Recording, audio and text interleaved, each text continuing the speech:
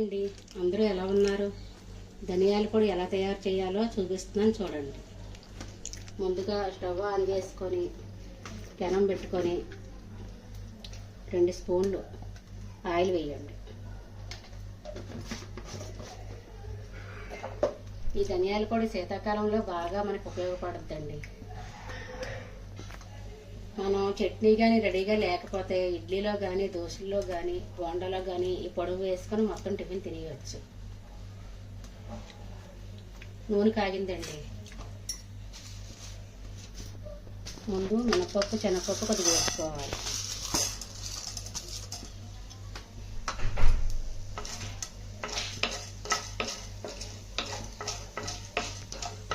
ఇవి కొంచెం వేగగానే ధనియాలు వేసేయండి.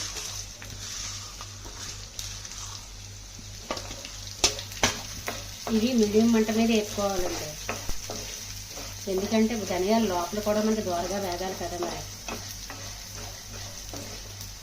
ఇలా కొంచెం వేగాక జీలకర్ర వేసేయండి. దీనికి ప్రత్యేకంగా కొలతలు అంటూ ఉండవండి. ఒక చిన్న గ్లాస్ ధనియాలు అయితే అందులో 1/2 గ్లాస్ జీలకర్ర తీసుకుంటే చాలు. 2 మిరపకాయలు మన కారానికి తగ్గట్టు వేసుకోవాలి. ఇప్పుడు మిరపకాయలు వేసుకోండి.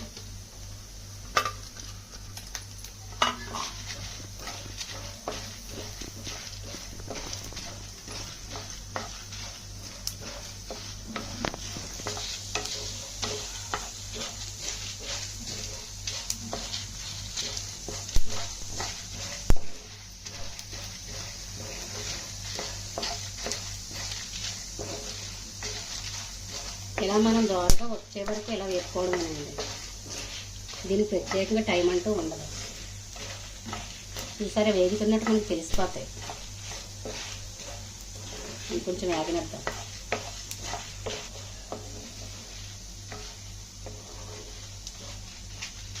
చూసారండి, బాగా వేగిపోయాయి. స్టవ్ ఆపేద్దామండి. స్టవ్ ఆపాక పూర్తిగా చల్లారిపోవాలి. చల్లారిపోయాక చూసారా 10 ఎల్లుల్లిపాయ రేకలు ఇక్కడ నేను ఒలిసి ఉంచుకున్నాను. ఇవి వేసేటప్పుడు మళ్ళీ మీకు చూపిస్తానండి. ఇదిగోండి, ధనియాలు చల్లారిపోయాయి. అందులో 10 ఎల్లుల్లిపాయ రేకలు వేస్తున్నాను. వేసి ఈ మిశ్రమాన్ని మనం మిక్సీ గిన్నెలో వేసుకోవాలి.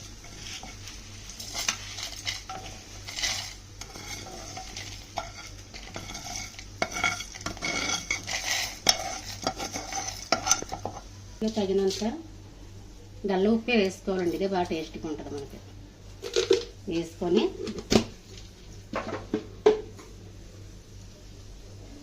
మనం మిక్సీ పట్టేద్దాం. మెత్తగా మిక్సీ పట్టుకోండి. చూసారా ఎంత బాగా నలిగిందో. మూత తీయగానే ఎంత స్మెల్ వస్తుందో చెప్పలేమండి. వేడివేడి అన్నంలో ఈ పొడి వేసుకొని కొద్దిగా గానుగ నూనె వేసుకొని తింటే మరి అన్నం అంతా తినేయొచ్చండి. నెయ్యి కంటే గానుగ నూనె బాగా టేస్ట్గా ఉంటుందండి.